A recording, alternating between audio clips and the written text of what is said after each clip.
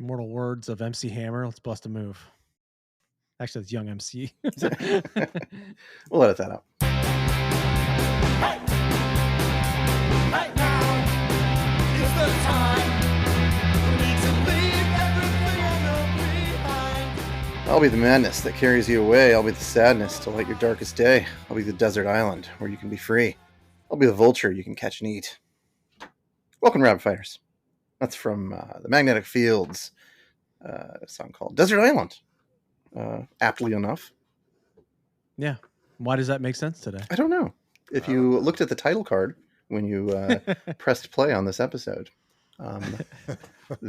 As everyone does. Blindly going to a podcast. I was trying to give you an intro there, like a soft intro. I know, yeah. Swatted it away. That was like your light rock FM intro. Like, and why are we talking about desert islands today? So why are we talking about desert islands today, Brian? This was ask. Yeah, that's a wonderful question. We're doing a desert island episode today. Desert Island Jukebox. Yeah. We're doing this because I myself love hypotheticals. And I have never sat down and created a list of, well, maybe not like an exact list of my favorite albums. Yeah. So came up with the bright idea of curious what you guys would come to the table with. So we used the concept of, hey, you're stranded on a desert island. You only get 10 albums. What 10 albums do you bring? Granted, we don't know how long you're going to be there. Yeah. Are we on the same desert island or are we on different? No. See, in my head, I thought we were all on different islands. And you brought this up today. And I was like, the same island. Wait, we're on the same island? And it has electricity.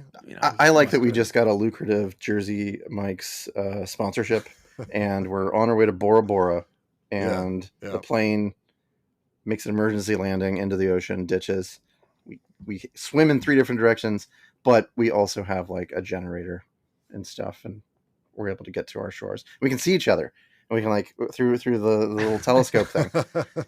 Okay, so the rules of desert island selection are henceforth as follows. So we're going to go round robin. Each of us has 10 albums that we brought with us on the plane that crashed. They all survived because we take really good care of our media. Those little slip covers. Yeah. It's they're CDs, so they're fine. They're CDs. They float. I only had enough room on my MP3 player for 10 albums, and that's it. You have an iPod Nano. And I never leave home without it. This can fit 200 albums on it. 200. Yes, but you can only have 10. It's shiny. All right. But I also downloaded like seasons 1 through 4 of The Good Place, and that took up a lot of room on it. So that's only 10 albums. I'm glad you're on another album. So. It's because you're such a big Jace Chandrasekhar fan. You gotta have everything that he worked on. Everything he's ever worked on. The completest. Like, Josh was on another island with smoke signals. I got the Good Place. We're like, fuck off.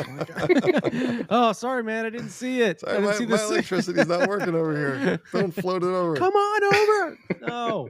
You have disco lights going. What do you mean your electricity's off? I just don't want it, okay?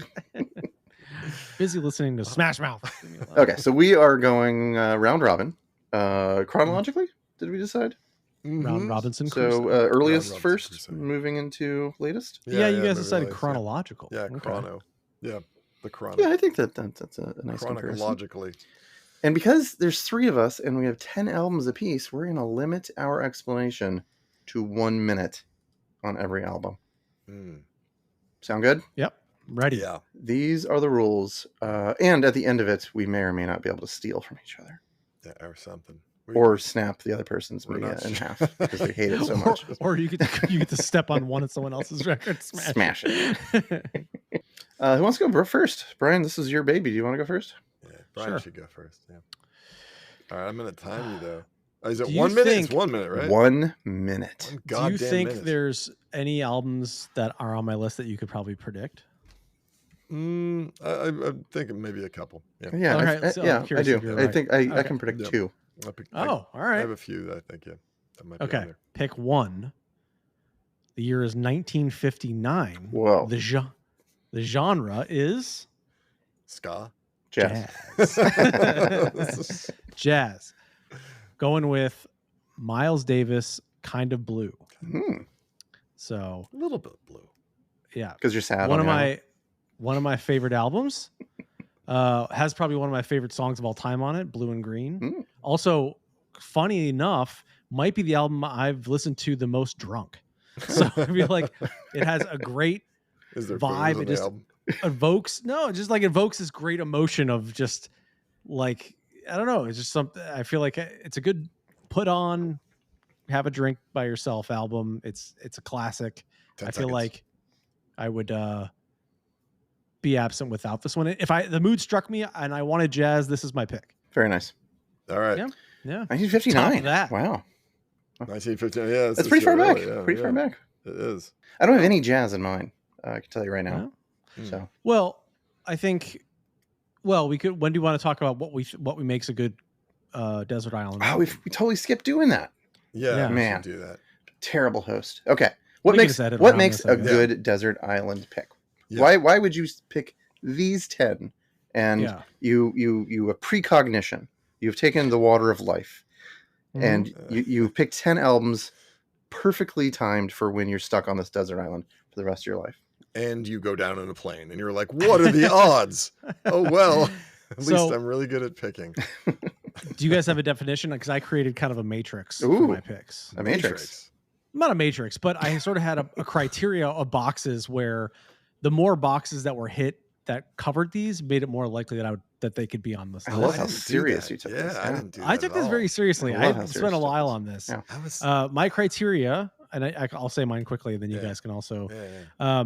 So I had 4 sort of boxes, right? So one was kind of impact or impactful, so more so emotional impact, or perhaps I can associate the album with like a time in my life or a memory or something that if I'm stuck on an island that may remind me of something or a time or a place. So some emotional impact was one. Consistency. So essentially a highly unskippable track list. Because if I've only got limited albums, I don't want to be skipping around on turds. So like it has to be like a pretty solid album from beginning to end. 'Cause I'm Batteries are having to listen dying. to it. So it's like, and then so consistency, complexity. So I have to be able to hopefully find something new in each listen if I can. So that ruled out a lot of albums that I've listened to 1,000 times because it's like, I know this, I've memorized this whole album. I don't need it. So if it's something complex, like say, for example, a jazz album or something, like I may pick up something in it in a different listen that I didn't before. And then last, probably not as most important, would be musicality. So some picks of mine are like, say, for example, a jazz pick or something like that, like where a proficiency on an instrument or some mastery of whatever, like that would add to it, right? So musicianship where someone's doing something unique would be kind of, another, that's not as highly weighted, but that was in my considerations. Yeah. So those are my 4 considerations for an album that I think is great. Yeah. It's a good matrix. Joshua, what did you take into consideration? Well, obviously, I have to love it. It has to be an album that I just absolutely love. No mediocre feelings towards any of these. Yeah. The second is replayability. Like, it has to be one that I'm not going to get tired of because I'm going to be on this island God knows how long. That's what I'm saying. Yeah. So I think maybe the interest, like complexity that you were discussing, I didn't think of it as complexity, but I think we're probably talking about the same thing there. It has to like pique my interest over and over and over again. And then finally, no, I think those are the only 2 things I really took into. Yeah, and I think we were talking about this before, but I didn't necessarily pick my favorite album of a certain artist. Because I think it's like a better album on the whole, but maybe doesn't have as much replayability. Right. So.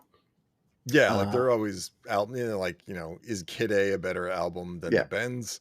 Maybe, but like I like the Bends better. I disagree. I want to put the Bends on. I agree. Yeah. Greg, what's your definition? Yeah. So for me, again, it was like you're stuck on an island. I don't want to hear stuff that I've heard a million times. Same thing you guys said, because almost all my favorite albums I've heard too many goddamn times. Because I played them, the radio played them, other people I know played them. They got beat to death. So I just can't listen to them, even though I have high regard for them. And if it came on the radio, I'd be like, oh, cool, this thing that I know, and I'll sing along to it. And then also another thing I really took into account, I have a hard time doing this because I was like, I don't even know what are my favorite albums. I'm not like a list maker. I can't I don't have a thing to go to like Miller where you're like, I have this giant playlist and all the albums that I've listened to are in this playlist. So I just had to kind of be like, oh, this is a great album. No, I've heard it too much. Like Siamese Dream by the Smashing Pumpkins. I was like, 30 years ago, I'd be like, yes, this is on my Desert Island for sure. But now I've heard it too much. So if we do this episode again in 10 years. Yeah, some of these might not be on there. Oh, there was, to that point, there were so many picks like the Beatles. Yeah. No Beatles. I was like, I love they're amazing albums, but I'm not taking one with me because I can probably sing it in my head a million fucking times. Yeah. And then the other thing I took into consideration was variety. So like you're on an island, you're going to have different moods that you're in. You don't want a bunch of the same type of albums. So I want like rockers. I want like introspective stuff. I want sad stuff. I want like upbeat, like, rap stuff. Like you want something where you're like, I feel like breaking stuff. I'm going to put on a breaking stuff album, I think you need, I agree. I think you need variety. Yeah. And you're like building your hut and you're like, God damn it, I don't want to build this fucking hut. These trees are too hard to chop with this piece of metal that fell off the plane. Please tell me you have some Limp Bizkit on your list. Crank up music. I need some crank up music. Wish I had corn. Just one of those days. I freak on my knees.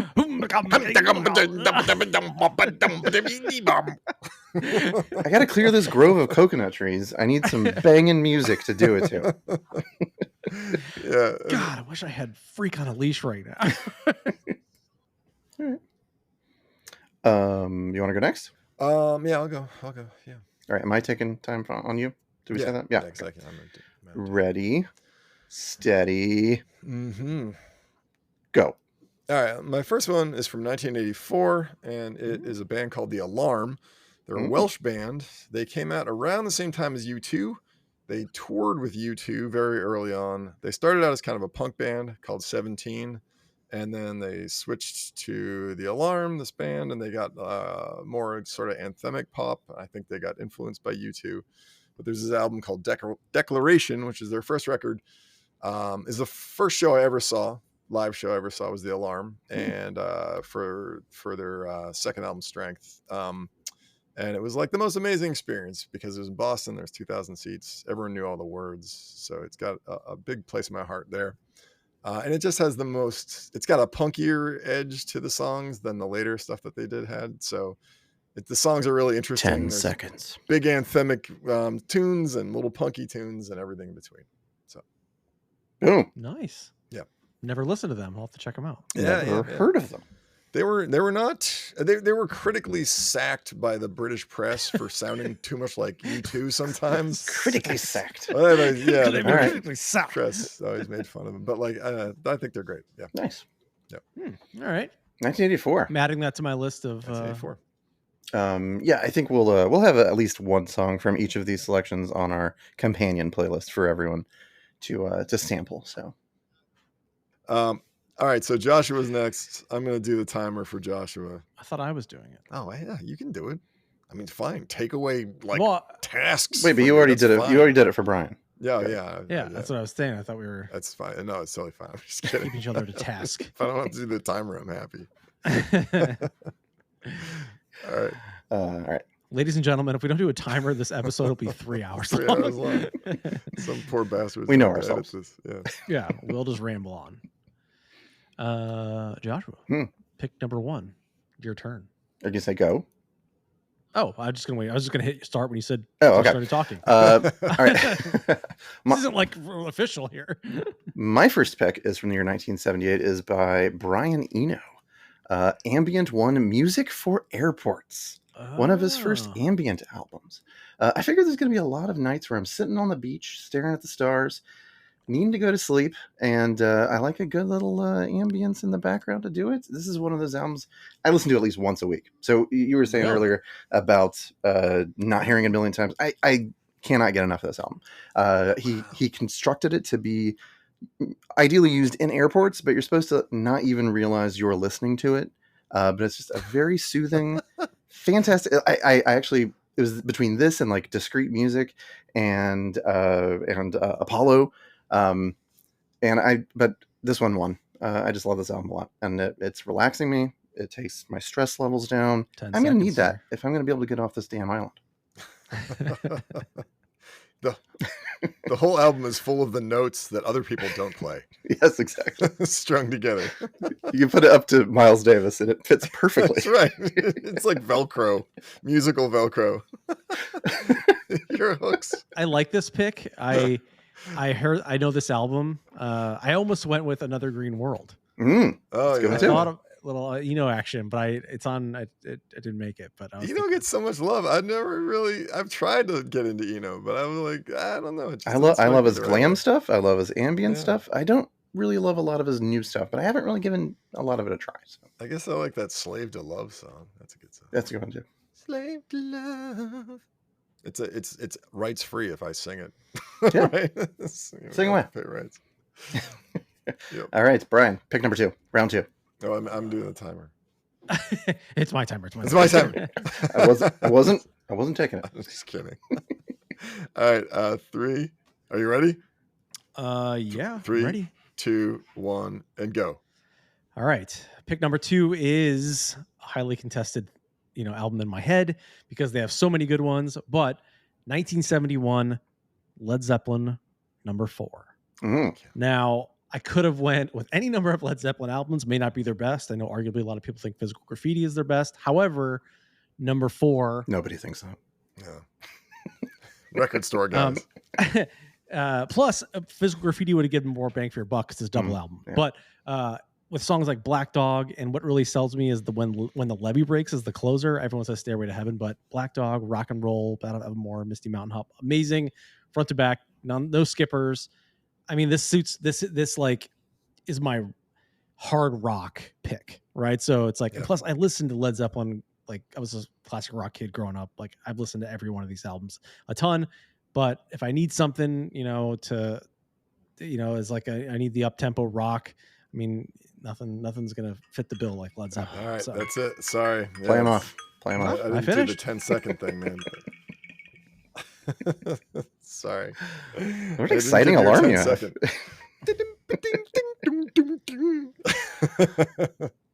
Led Zeppelin, interesting pick. I would see that's one of my interesting pick. That's one of my never agains. But yeah, because I figured we were also going to do an episode where we talk about things we can't listen to anymore. No. And I would have pegged you for a Led Zeppelin. Can't listen to them again. The whole band for me, I especially in Boston. Oh my God, dude! Boston beat Led Zeppelin to death. My whole but it life. that's okay. I mean, they have a huge catalog, and they're probably one of, if not the greatest rock band of all time. So how do you not put them on the list? I agree. How do I not put them on the list? I'm so sick of them. Yeah, that's true. I got it all out of my system in high school. Yeah, totally. Me too. In high school, all the way. All I'm saying is, I want to smash some shit when the levee breaks. Would be my walk up song if I was a Major League Baseball player. That's all I'm saying. It's a great song. Everything on that album is great. I totally agree. Well, it would not make it to my island. I'm not going to yuck That's your why yum. it's on my list and not yours. God, So I hate it when people say that. What? Don't yuck someone's yum. Well, Gentle parroting here. All right. All right. 3, 2, Greg. Number 2 is 1992's The Predator by Ice Cube. Ooh. I listened to this a lot in the 90s, and like it was tied to the whole Rodney King riots. There was so much like righteous anger behind it. I was really learning a lot about life outside of white Massachusetts, and living in DC and stuff like that, and just like it just hit me right. And when I still run these races, I still run like 5Ks and like 10Ks sometimes, and almost every time that I have a race, I will put a mix. I will put When Will They Shoot from this album, like stalking, walking in my big black boots. It's fucking great. It makes you fly through walls when you're exercising. Plus, it's a kick-ass album, and it's just so full of good songs. That's a good one. It has not grown old on me. As great pick, as a Ice Cube fan, would you say that's his best album or just your favorite album? No, I think I would have went with like Lethal Injection. I looked at Lethal Injection, but first of all, Lethal Injection has Cave B on it, and Cave B, man, I don't even like the B word. I don't say it, because if women want to say the B word, they can say it. It's not. I feel like it's not my word. It's kind of like the female version, the N word. But it's got the song Cave B on it, and I'm like, that song is messed up, dude. So there was a couple of dings on that one for me, but it's a great fucking album. I definitely considered Lethal Injection, but I love Down for Whatever on that one. Damn, I'm such a G. It's pathetic. I can't say I'm a huge or that I'm too familiar with Ice Cube's work. So. Oh man, No? Yeah, when he's good, he's really good. Probably one of the best. Yeah, I think he's the. He was in. Are We There Yet? Right. He was yeah. I mean, like he was also in Boys in the Hood. Yeah. If we're driving the RV on him. Also in NWA. I know exactly. Yeah, he's like one of like the kings of the rap empire. Yeah, I mean like he's on the Mount Rushmore. Totally. Yeah. Yeah, I think he's great. Okay. Josh was like, and with my next pick, Weird Al Yankovic. 3D. Accordion. Ice Cubed Al, Weird Al. Not in the top 10. Not in the top 10. Maybe the top 50, but not top 10. Yeah. Amish Paradise. Maybe make an appearance in there somewhere. Amish Paradise. All right, let's get number 2. The thing is, I like that song by Coolio. It's so sad for me. I'm like, oh, I like that song. What the fuck? Fuck Al. Why you gotta do Coolio like that? Oh shit. All right. My time? Who's timing? Brian's timing. It's Brian timing. All right. He's been timing me for ready when I don't even know who's going next. All right. Round 2. Yep. Ready? All right. Round 2. My second choice is 1995, The Flaming Lips, Clouds Taste Metallic. This was the second album of theirs that I heard. Obviously, everybody heard She Don't Use Jelly and Transmissions from the Satellite Heart when that came out. But Clouds Taste Metallic came out right after it. And this is arguably my favorite Flaming Lips song, or Flaming Lips album. So it's got like just some of my favorite songs on there. Abandoned Hospital Ship is one of the greatest openings of an album. It's got a mix of like 90s alternative, psychedelic, just hard drums. They're still in their phase where they're unpolished, but the songwriting is like really coming together on this album. 10 seconds. And I've never gotten tired of listening to this album. So there you go. I mean, yeah, that's another one where I'm like, I don't think that's their best album at all. But me either. But yeah, some of their stuff I've heard a million times. Like, Do You Realize? That's a beautiful fucking song. But, I'm not listening to it. I'm not listening to Yoshimi again. I mean, I have so many times. Yeah. So many. What about the Soft Bulletin though? Soft Bulletin's a fantastic album. That's arguably their best album. But I like this one more. Yeah, I don't think I've listened to the Cloud Taste Metallic that much, so it's a good. Unique. Battles of Pink Robots was our wedding walk-up song. Yeah. When I got married, that was a friend of mine played it on cello and another played it on guitar. So I have a lot of affection for that. Good. But yeah, I'll have to listen to that Clouds Taste Metallic. Is that what it's called again? Yeah. I think I've heard it a couple times, but I'll have to look at it again. That first song still gives me chills every time when it hits the guitars come in. It's amazing. Yeah. All right, Greg, you're up. No, Brian, you're up. Brian's Wait, who's up? Yeah. Brian's up. Brian's up. Yeah. Like how you guys are like in the 90s. I'm still in the 70s. Yeah. Like, I can't get out of I didn't have a single 80s pick. I just went right into the 90s. No, yeah. I'm going to start I you. got an 80s pick. I'm going to start you. 3, 2, 1, go. This one's going to be controversial. 1977. Steely Dan. Asia. Knew it. I knew there was going to be a Steely Dan. Absolute masterpiece of an album. Jazz rock. But Walter Becker, Donald Fagen, Walter Becker, plus 40 other musicians in the studio. It's just, there is something about this album, which I came to way later, and yeah, you call it yacht rock, whatever, but the musicianship on this album and the production is absolutely immaculate. If you listen to this album and just like the proficiency and the musicianship across the board, everyone they brought in to play on this is just crazy. The production's crazy. Any video you watch on this, I mean, the songs are good. And it's just, I know you're going to make fun of me for this, but you should listen to this album and give it a chance. God 3, damn it. 2, 1. No more Steely Dan. You know, and I have a feeling we're going to get that chance in a future episode because that one we're not. is on the list. You're not worth it. You won't take it serious. I'm going to use that line with my kids one of these days. Take it seriously. You're not. They piss me off. Can we get ice cream? You're not worth it. I'm not wasting Steely Dan on you. You pick bubble tea over ice cream. You're not worth ice cream. You boba tea. Who are you? With the tapioca balls? Gross. Yeah, I mean, Steely Dan's one of those bands that they're easy to dunk on because they feel pretty cheesy. But I can't say I've actually listened to any albums. I think it has a lot of similarity to yacht rock, which is why. I said it's going to get put in the yacht rock bucket. Totally, But there's a billion albums that are fantastic that people just, I don't know. It's like you shit on, but if you listen to it, like there's a ton of like great songs on that album. Like but fine. I know, fine. like John Tesh, like no one gives him his right. It's like he's got so many really great vests. Vest. Like that SNL sketch. He actually wore that vest out. Yes. Does the gentleman from the Western Atoll yield his time? Yeah, I'm done. I don't know why I'm defending Steely Dan. Fuck him.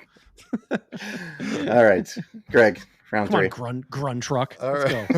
go. All right. Ready? 3, 2, Greg. Because we're going in year order, the next one is Wu-Tang Clan, Enter the Wu-Tang, 36 Chambers. Oddly, because I like this album, and I was introduced to this band when I was in DC with this guy on my painting crew, and like we would listen to Wu-Tang. Like he would play us Wu-Tang, and we would play him. Me and my friend would play him alt rock stuff, and we like traded music. It was really pretty fun. We got these 40-foot ladders, sweating our asses off, being like, what is this? This is pretty fucking good. And this is an album that I don't know like inside and out. It's not like protect your neck. Yeah, exactly. So I love a lot of songs on it. It's full of energy. Again, like a mixing up, types of energy from the albums you pick. This is full of energy. This is just like a great up-tempo record, a fun record. These guys don't take themselves seriously. I fucking love that about them. And I don't know it inside and out like I know a lot of other albums from back then, so it's still fresh. I was so enraptured by what you were saying. I didn't get 10 seconds. Yeah, so it'd still be fresh, and I would be like, this is Derek's album. So that one. Very nice. Yeah, that's a good one. That's a good pick. Yeah. All right. That's also one that I would listen to from your island. Like, yeah, really. Turn it up. Sand rules everything around me. What are you looking at, hermit crab? I'm making jokes over here. Do you think a sandworm could go under the ocean if there was sand under the ocean and pop up on another island? No, too moist. A dune worm? No. Yeah, a dune worm, too much moisture. Yeah. What about a tremors worm? Graboid? I mean, because that's farmland. As far as I know, the graboid is not scared of water. Yeah. If they're in the farmland, they get the irrigation. Yeah.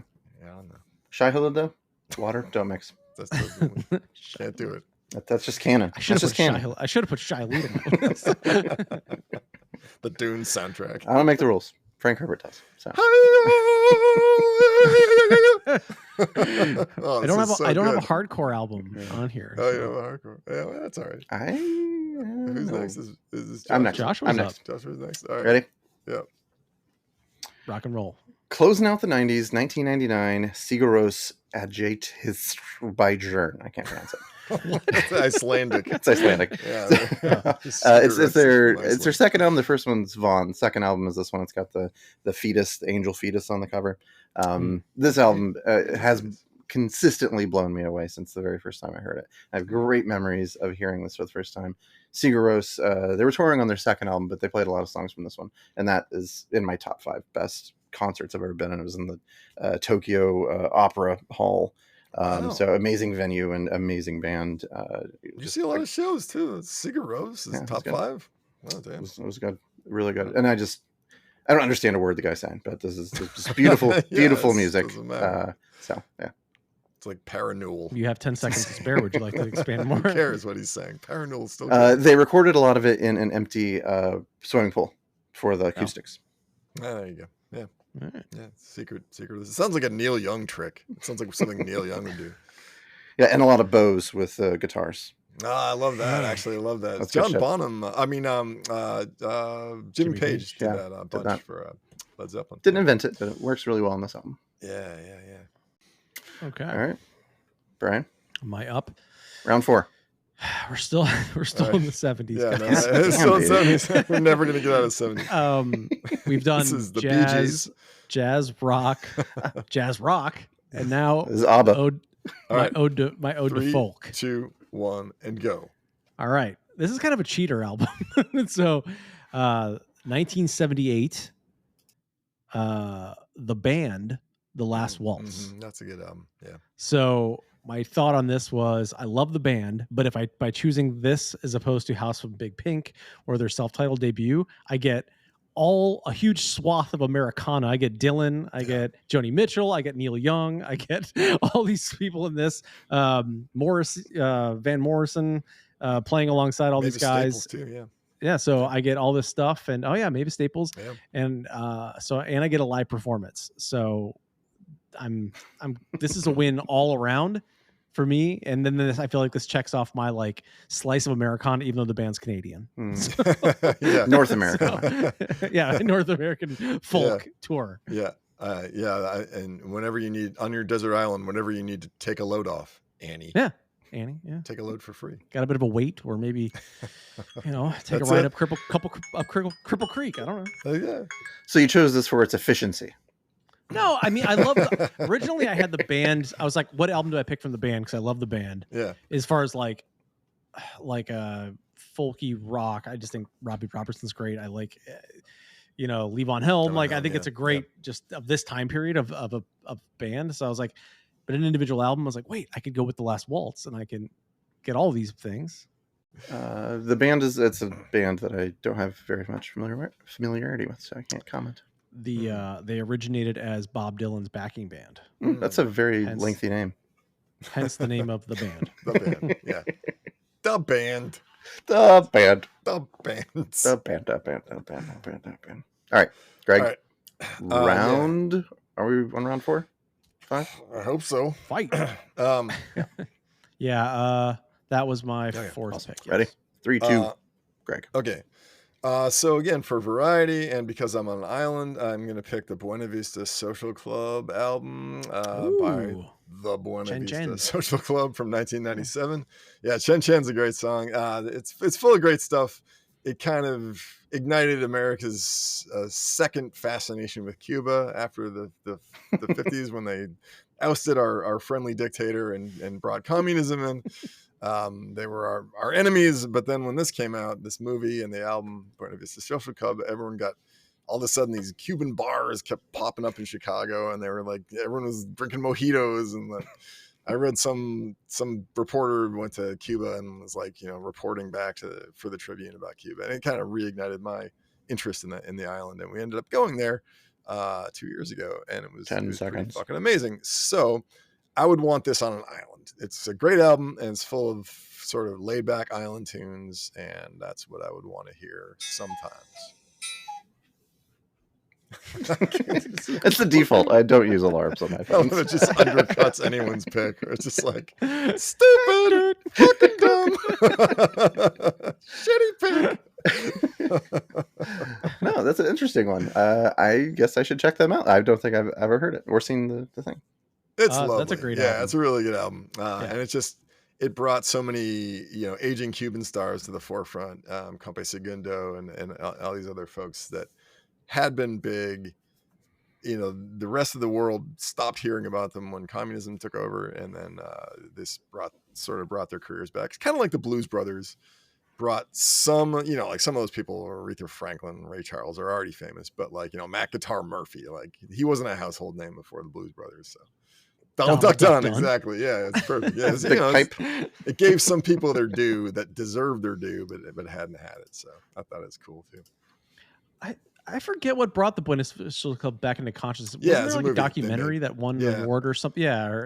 So they made the movie, and then of course that had a soundtrack because it was all about music, and interviewed these people. And so my wife and I saw the movie and listened to the soundtrack a bunch in '97 when it came out.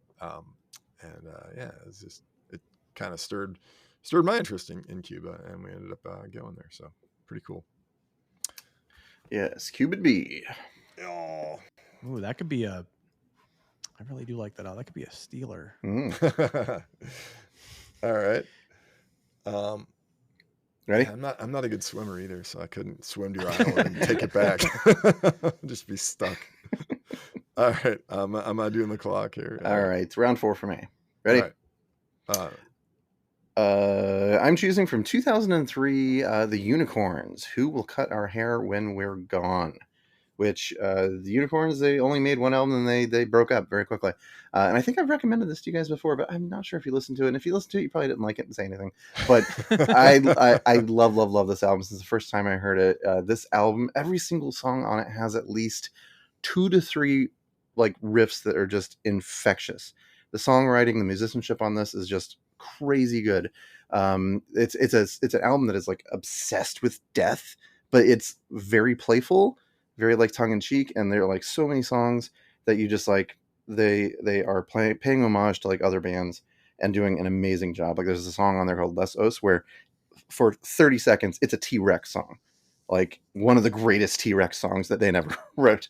So I again have never gotten tired of listening to this album over and over again, and yeah, hopefully I won't die when I listen to it. What genre is it? Punk or something?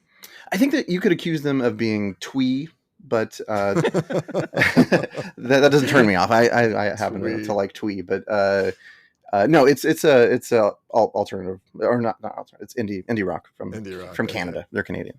I feel like that's such a jerk record store, clerk's way of talking about an album. Yeah, twee. Early 2000s indie. not as twee as the Shins, but yeah, far more rock than that. So yeah, okay.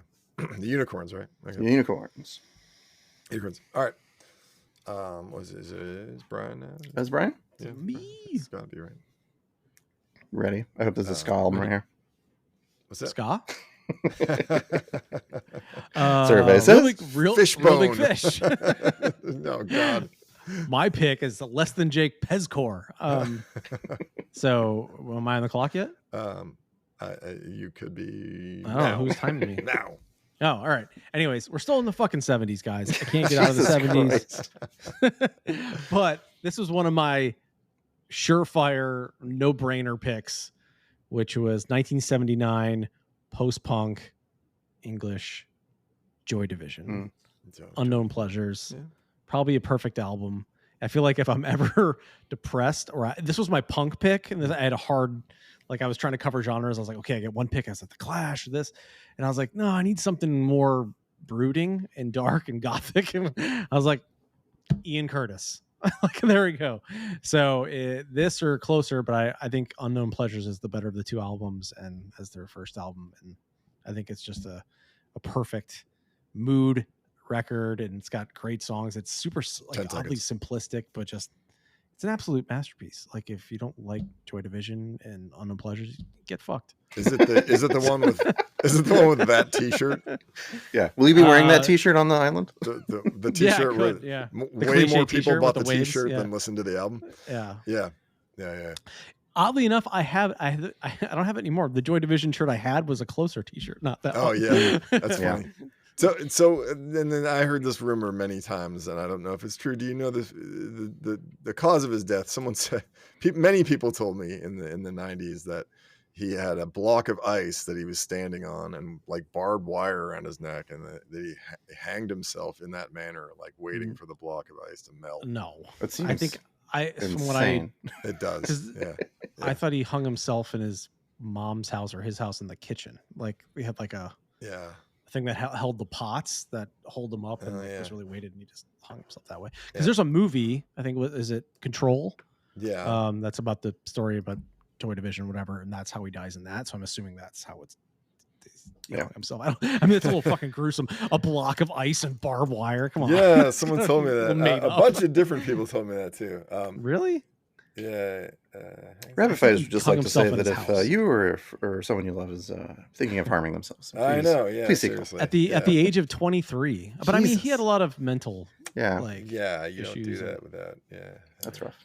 Still though, without that, no New Order. So. Yeah. Sorry,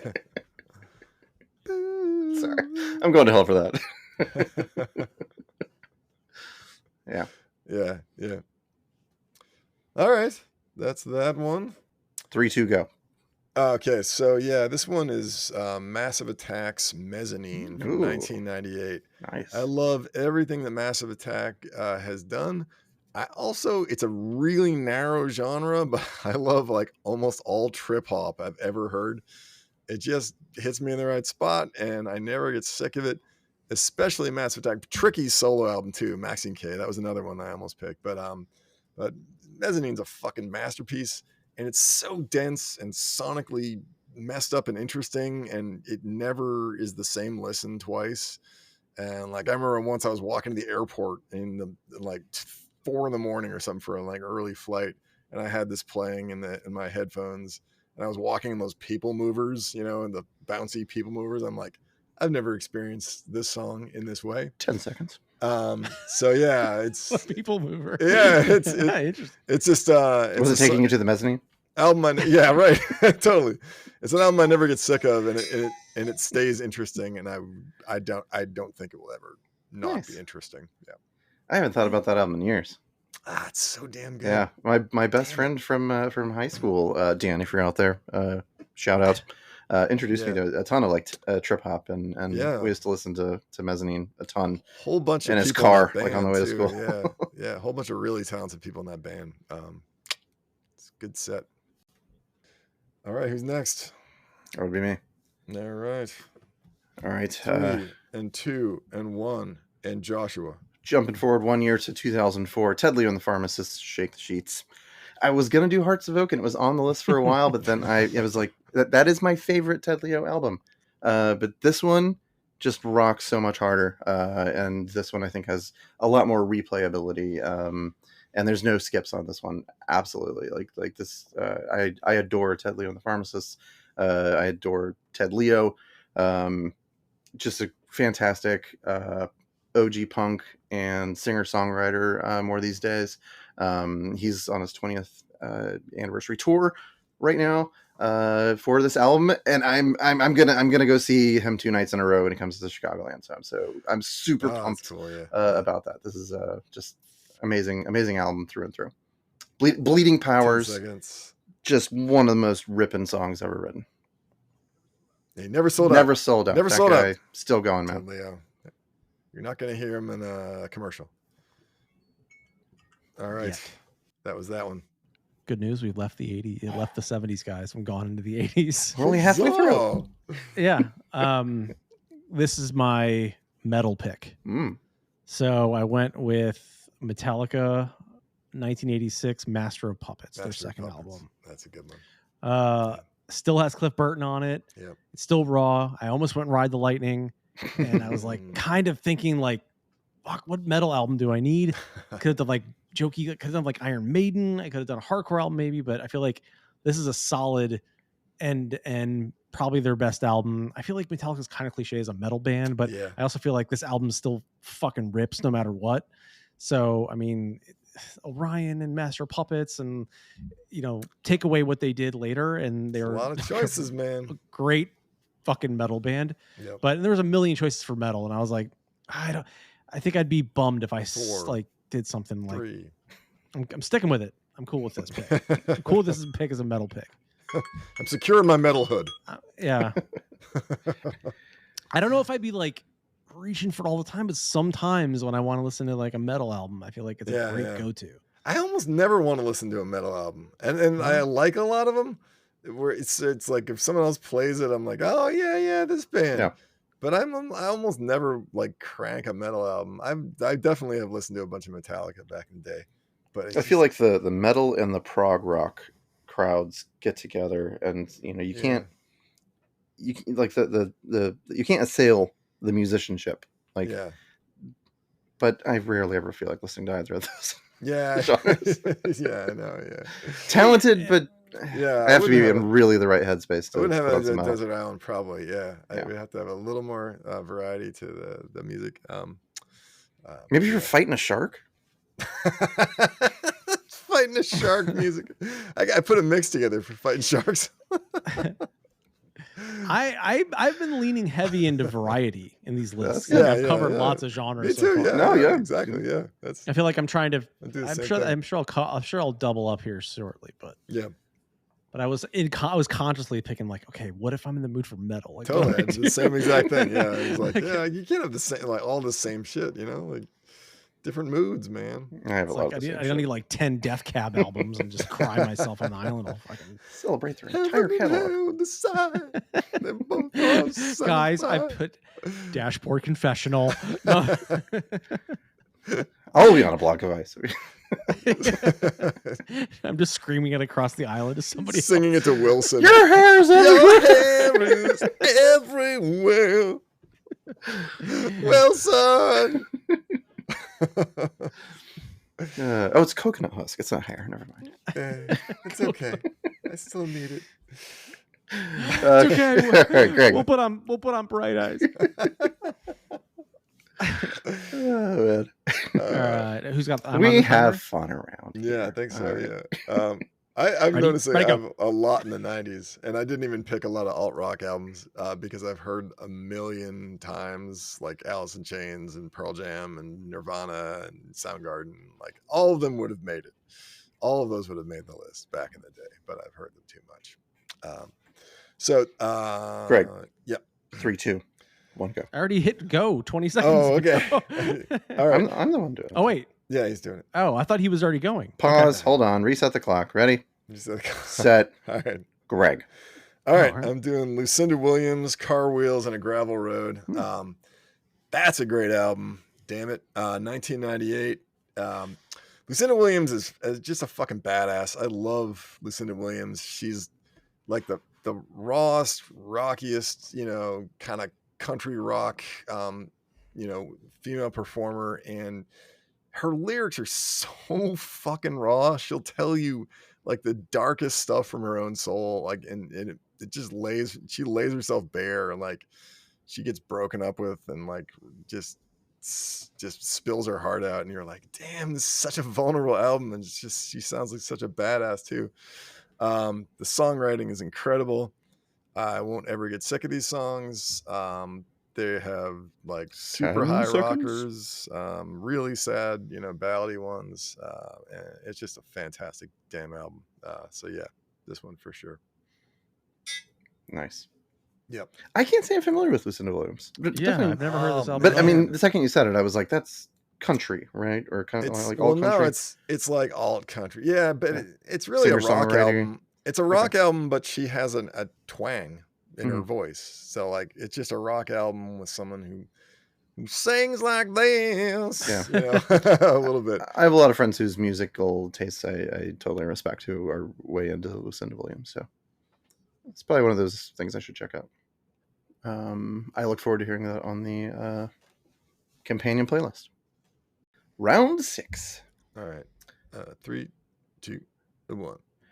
I am going with 2006's Hidden World by the Canadian hardcore band Fucked Up. Fucked Up. I knew you were gonna Fucked fucked Up. Yeah, that was the one. If I had to pick one band, I knew you were gonna put. I knew this Ted list. Leo for sure. This is their debut album, even though they had been together for 5 years prior to that, putting out EPs and singles. This is their first fully fledged album, so they came into it like totally matured, but still very, very raw. When I was a big runner, this was the album that I would run to every single day. So high energy, and I would be able to time it by the miles, by what song was starting. How many times and it's Fucked Up is one of those punk bands that does not stick to like the typical cliched punk 3-chord thing. They have very complicated long songs with weird arrangements. All like a lot of like mysticism and biblical like themes that weave in and out of it, especially this album. So I love this album. We'll listen to it till the day I die. So would you say that Fucked Up is the Dan Flashes of punk music? It's got complicated patterns. That's why it's so expensive. The albums are like $1,000. It's so complicated. You see a bunch of punks going into it. See a band called Fucked Up. You go in. They all wear Dan Flashes on the way in. I got this EP in the bargain bin. Still nuts. Still nuts. He's spending all his per diem on hardcore albums. Fuck you, man. You skunk. All right. Round 7. Brian. We're going to have our first duplicate. Can you guess what it is? Wait a minute. Oh, man. No. Led Zeppelin again? No, with one of ours. Our first duplicate picks across. Oh, okay. I thought you were like, I'm 2 from the same band. You're in the 80s or 90s, so I am in the 90s. Oh, okay. The 90s. Right. What is it? So 1993 hip hop pick Wu-Tang. Into the Wu-Tang. Yeah. And it's not, and I've listened to this album a ton. Yeah. And this was kind of, I was hemming and hawing over my hip hop pick. And I originally was like, I've listened to like Tribe Called Quest a million times. I love them. Like I can't do any more Tribe Called Quest. I can't do Nas. I almost did Biggie, like Ready to Die. And I was like, no, I'm going to go Wu-Tang just because then you got like 5 MCs. Yeah. I got a whole bunch of shit I can listen to. I got ODB, I got RZA. Yeah. Like, and all songs have different lyrical feels to efficiency. Them. And I was like, again, so, I mean, it's an amazing album, and it's like I love it. And there's a handful of songs that I've heard 1,000 times that I still love, like Cream and Protect Your Neck and stuff like that. But I was like, there's still something I can find in this hip hop album because it's so big. So that's kind of why I went with it. I was like, if anything, I can just kind of like really dig into lyrics again, the rhymes and stuff. And so as sort of may not be like my favorite hip hop album all the time, but it's like the one I probably would love to explore a bit more. 7. So 6. There we go. Yeah. It's just a fun record, man. Yeah, and it's super fun. It's got just a mix of everything. Well, hopefully I can borrow one of your copies. Or I may steal one of your albums and I'll give you a Wu-Tang. No. Maybe Greg let me borrow. I wouldn't say no to Wu-Tang. For the children. Float it over on a little coconut. Yeah, it's like you can, it's like the library. You can borrow it for 2 days. Brian sent me Steely Dan again. Damn it. Oh, I just keep floating Steely Dan. Just keeps floating right back. You're like, fucking bolt. Damn it. Fagan. All right, Greg. All right. 3, 2, go. All right. So this is from 1999. This is Wilco and their album Summer Teeth. I almost This is an album I've heard a million times, and yet I will never get sick of it. It's because it's a moody fucking album. Yeah, Brian's got the Wilco shirt right there. I got sick of the band Wilco after I'd say A Ghost Is Born. Sky Blue Sky was my last like bridge album, and then I was like, I no longer care. But Summer Teeth, when they were all still together before they had Glenn Cochie, who's the new guy? Nels Cline. Before they had Nels Cline. The old lineup with Jay Bennett had this brilliant album, Summer Teeth. It's one of my favorite pop albums, rock albums, whatever, of all time. It's got super sad, crazy songs. 10 seconds. Brilliant, and like lovely flashes of pop. It's kind of like a Pet Sounds type album by Wilco. So it's fucking great. I'm never going to get sick of it, dude. I almost put this on my list, but I didn't because I knew you were going to do it. And, did you? Yeah. Wait, then why would that prevent you from? Yeah. Oh, did you still think we were on the same island together? No, I figured I can borrow it. Also, it's like when you're at a restaurant, and you're like, I know they're going to order the fish. You can't order the same thing. Same thing. It's weird. That's true. But then if someone's like, I was thinking of ordering what you're going to order, you're like, then order it. It's fine. Yeah. Embarrassing that we do that as a species in restaurants, shit, but no, Summer Teeth is one of my favorite albums of all time. So like it's in like top 10. Like Jay Bennett, I still think he's a huge loss when they jettisoned Jay Bennett. And but I'm not bringing it to the island. Yeah, that album. I mean, that movie, I'm Trying to Break Your Heart, is such a great fucking rock film too. I haven't seen that. Oh man, I might pick that at some point. Yeah. I might pick it. All right, who's up? I think it's me.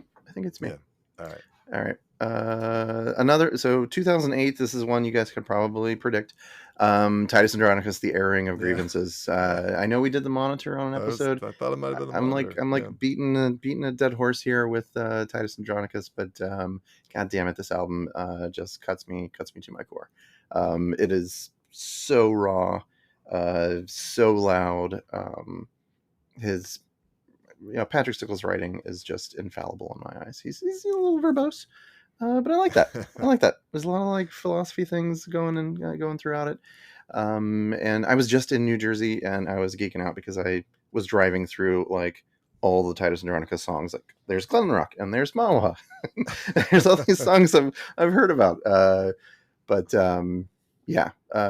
I've never gotten tired of listening to this album, and this would be a good addition to my island. Yeah, good addition to my island. And then you could drive through the South and look at all the stuff off the Monitor from all those Civil War battlefields. I could, but I didn't bring that on with me. There's another one. Yeah, I know. If you were going to do a Patrick Stickles driving tour, you could go through New Jersey first, and then to the South, and then up to Somerville. Somerville, dude. Slummaville. Go to the Dunks in Slummaville and say hi. All right, Greg. Round 8. Right. You ready? Yeah. 3, 2, go. All right. This one is a weird one. Weird Al? But no, it's Granddaddy, the band Granddaddy. I know the band. Yeah, from Modesto, California. Someday. A lot of people like their other album, Under the Western Freeway, better. I like Someday a lot. It's 2003, and this is an album I'll never get sick of. It's super weird, and it has all kinds of drifting in and out musicality. Like they'll bring a sound up for a minute and have it disappear, and it kind of twinkles away. They have this kind of magic quality about the stuff that they write. There's this ethereal nature to it. They write strange, quirky songs about, sad robots and people from an office who get let out into a forest for a retreat and discover nature. 10 seconds. And they have lines like, and sprinklers that come on at 3 a.m. make sound like crowds of people asking, "Are you happy what you're doing?" So I'll never get sick of that one. It's just a great album. Sorry, Greg. I feel like you get the short end of the stick with my with my alarm there. Cuckoo, stupid. No, you've talked a lot about Granddaddy over the years. Yeah, it's one of those bands that just gets me in the right spot, and they're just magical weirdos, and they're all really nice. They all like each other, and they just write interesting stuff. And then they have some rockers too. Like the first track on Someday is a crank it out, like great rock song. All right, Final 3. We're up to Final 3. Final 3. Okay. I'm going with 2016, A Giant Dog, the album Pile. A Giant Dog is a punk band from Austin, Texas, and I saw them open for Titus Andronicus way back in, like 2016. And they had actually had like 2 or 3 albums before this, but they were not very well known, and they became well known by Spoon. The frontman for Spoon saw them, signed them to the label, and they've since been touring pretty nonstop since then. But just an amazing band, amazing lead singer. Sabrina Ellis is just like a force of nature on stage. I've seen them live like maybe 5 or 6 times now. But this album, front to back, is just song after song after song, all killer. They're raunchy, they're hard, but at the same time very heartfelt. And this album is just front to back killer. Boop. Yeah, you've sent their stuff to us over the Slacks And The Slack. yeah, I remember liking it pretty well. I've never heard of this band. Merge Records they're on Merge Records. They did like a 30th anniversary or something like that. Maybe it's 20th at the time, where they had different artists that were on their label re-record a different artists, and they recorded the Arcade Fire's Neon Bible. Oh yeah. But they kind of recorded it in their own style, and that's a fantastic album on its own. The covers album. The covers album. I tend to like Merge artists. Yeah, it seems like tend to like them. Brian, what do you got, man? Okay, well, I knew this is 2002. I'd say this is my lyrical pick and my hometown pick. So I feel like I had to pick a Wilco album. I literally knew you were going to pick Summer's Teeth, so I picked Yankee Hotel Foxtrot. Yeah. Even though I think Yankee Hotel Foxtrot is it's a more complex, complete album. It's their best album musically. I think Summer's Teeth is more fun and sugary. I agree. I mean, Jay Bennett's in YHF as well, but I think that is the playfulness and the mix of sugary pop plus the intimate retrospective songs like Via Chicago and stuff. Like, it's just a great mix in Summer's Teeth. I love that album. This, I think, is more of a lyrical masterpiece for, like, I feel like this is Jeff Tweedy's sort of lyrical masterpiece. Like, and I think this is a great album. It's their best album, but so I went with that mainly because I feel like I knew you picked the other one. So, and I mean, I'm hoping maybe we can just swap. Yeah, I know. I mean, as far as this pick, if there was an album that I could melt by replay, it was Yankee Hotel Foxtrot. So, but I also feel like I feel like I need if I'm going to be on I need like a slice of home in some way. So I've got to pick a Wilco album, even though I know Greg and I are aligned on this. Like I lost track of them after Sky Blue Sky. Totally, But from AM to Sky Blue Sky, like, just solid. I love all those albums. Yeah. Yep. All right. 3 middle-aged white dudes who like Wilco. What are the odds? What are the odds? Yeah, we're also from Chicago. Come on. All right. He's Greg? Modern day Bob Dylan. Yeah. All right. Bob Dylan's still alive. This one is another 2000s one. He produced all his films. Sorry. Am I going now? Greg, go. All right. This is Secret Machines, 10 Silver Drops, 2006. This is a kind of like, it's a really hard band to describe. They're a 3-piece. They have every one of the players in this band is fucking amazing at what they do. Like, the bassist is incredible. The drummer is like out of this fucking world. The lead singer and guitarist is brilliant. It's kind of like, I don't want to say proggy because, like, I don't really dig that much prog rock, but it's got elements of Pink Floyd, but it also just rocks pretty damn hard. And they're an incredible live band, and they write these like really dense, 5-6 minute songs that are, you never get sick of them. They're always interesting. They don't follow a lot of rules, and the lyrics are really cool. They're just a great band. I was sorry when they broke up. I can't say I've heard of them. Oh, man. They're really Secret Machines. Good. Yeah, I almost put them as one of my picks for an individual episode. All right. Can't wait to listen to it. 10 Silver Drops. Maybe you should. They have two albums in a row. Now Here Is Nowhere and 10 Silver Drops that are both fantastic. And Now Here Is Nowhere has a little bit of Led Zeppelin-y, thing about it around the edges. So you guys are throwing some curveballs at me. I feel like mine is like a very generic list comparatively. Like you guys went to what's the weirdest shit in my collection? No, these are the albums that I will never get sick of. Yeah, that's a big part of it. They have variety to them, so the different moods. I like it. I won't get sick of them because I've gotten sick of a lot of albums. All right. I am going with 2016 Jeff Rosenstock, Worry. I am very, very sad that I did not know about Jeff Rosenstock back in 2016. I only just learned about him this year. So this is kind of an oddball pick because I kind of just got into him like 3-4 months ago. I'm wearing my Jeff Rosenstock shirt.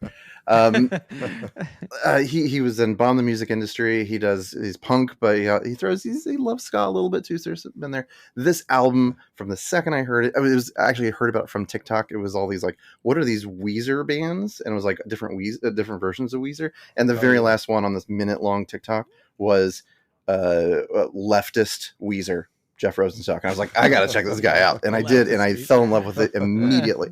This album, front to back, is just amazing. Like I've listened to it 100 times since over the past 3 months. Like no lie. And the last 5 songs, Hellhole, June 21st, The Fuzz, While You're Alive, Perfect Sound, whatever. The most perfect 5 songs in a row of any album I've ever heard. Wow. He's on my top of list to check out, because I remember you sent that clip, or you made a comment in Slack in our chat where you were like, Jeff Rosenstock was transcendent at Pitchfork. I was like, and Greg and I just saw him together like last month. So I meant to fit that in there. I know. But it made me think, I'm like, fuck, I got to check this guy out. All right, Brian, last pick.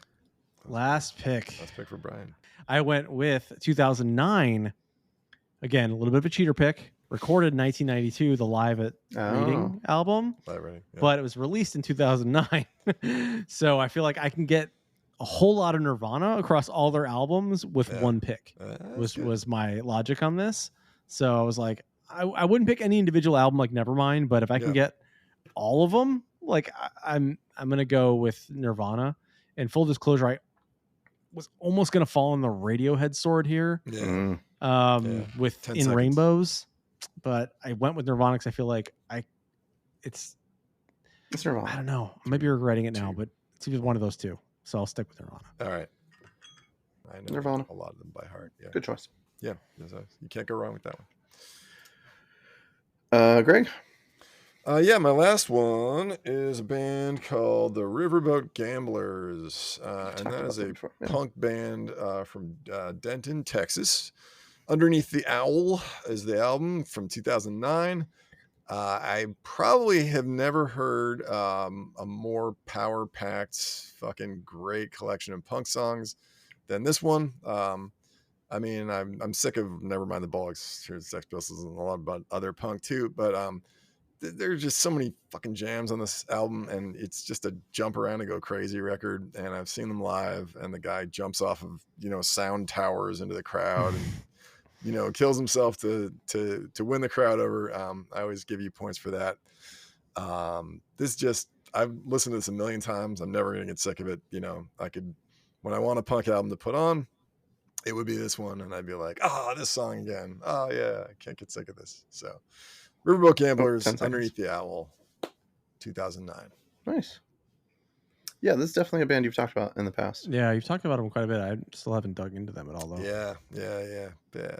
I mean, if you like punk music, I would hesitate to think you would not like them. That's fantastic. Not many bands out of Denton, Texas. Denton, Texas. Yeah, no. That's like it's between Dallas and the Oklahoma state line. The taint of Texas. All right, final one for me. Yeah, let me get the timerometer going. All right, do it. 2020, Dead, DEHD, Flower of Devotion. This is the album that got me through the pandemic. The second this album came out, I had no less than like 2 or 3 friends like contact me that day and were like, "You've got to hear this album." And so I did, and told 3 other friends, "You got to hear this album." This is just it's surf rocky. It's a 3-piece band, female lead singer. The lead singer and the guitarist were in a very deep relationship, and then they broke up, and now all of their albums are about that relationship. And so every single one of them are like sort of deeply personal. But the song, it's like sort of poppy, but like some surf music. Very simple. The drummer stands up and he has 2 pads. So it's they're from Chicago. 10 seconds. Seen them like 2 or 3 times now. Gonna see him again in November. Really looking forward to it. But this album, 1,000 times, never get tired of it. Dead. This one might be an album episode that we break into 2. This is really lengthy, hour and a half. I don't know how we're gonna cut it down. Oh, well, half the time they're like an hour and 45 minutes when we talk about movies or something. Yeah, but we can cut out swaths of it. This one, it's numbered. We can skip over anything. Yeah. It's hard to skip over shit. Yeah, exactly. Yeah. I'm gonna skip all Brian's picks. Yeah, That's true. Snip it Brian out. was sick. He was absent. Why'd you guys jump from 3 to 7? No one's gonna notice. Yeah, any rabbit fighter completists out there. We're like, wait a minute. Yeah, wait, what?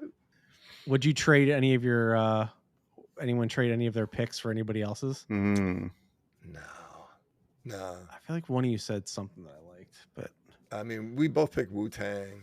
yeah. I mean, Buena Vista you- Social Club. One of you would borrow Buena Vista Social Yeah, Club. I'm gonna. Right? Yeah, you'd borrow it. Yeah. Nothing I would trade, but I'm gonna go and listen to all the stuff that you. Did anybody bring any other hip hop besides Wu-Tang? I didn't bring any hip hop at all. Oh, Zero. yeah. I brought. Tribe was an honorable mention. I was just like, it's too fucking hard because I need variety. Yeah. You know. So yeah, You did. You brought Ice Cube. Yeah, Ice Cube. You know what? I might trade that's you just Wu-Tang straight for up Ice rap. Cube. Yeah. Just because I haven't heard that album that much. Yeah, it's great. And I love Ice Cube. Yeah, and it's got it was a good day. That one. Yeah. Mhm. I feel like it's a good collection. Yeah, you it get is, a yeah. 30 album collection. I think we cover a lot of Cover a lot of ground. I mean, we're never getting the fuck off this album. This island now. So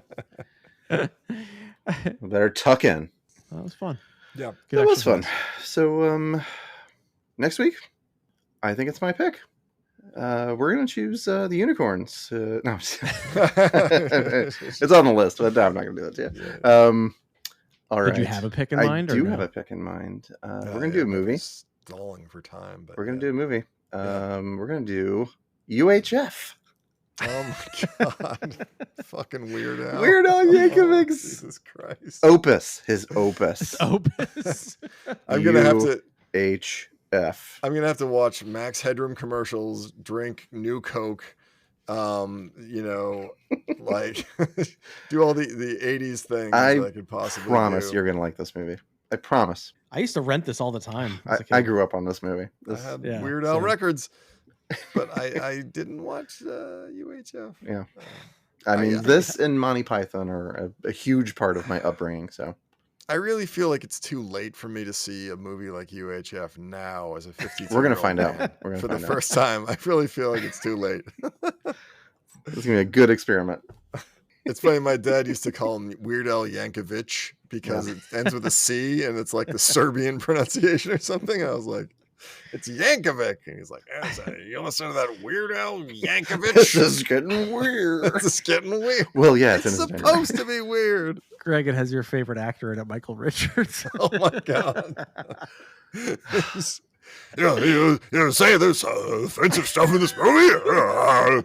I wonder who could say it. I think you're gonna like it. I think you're gonna like it. And I think it's safe to watch with your kids too, unlike the Bad News Bears. Does Michael Richards drop the N-word in it? Does not. Like the Does not. Bad News Bears. Nope. This is Stanley Spitowski. Oh man, That's great. well, Anyway, we'll talk about the next week then. See you next week. So you guys want to borrow Steely Dan? yeah. Yeah. Anyone?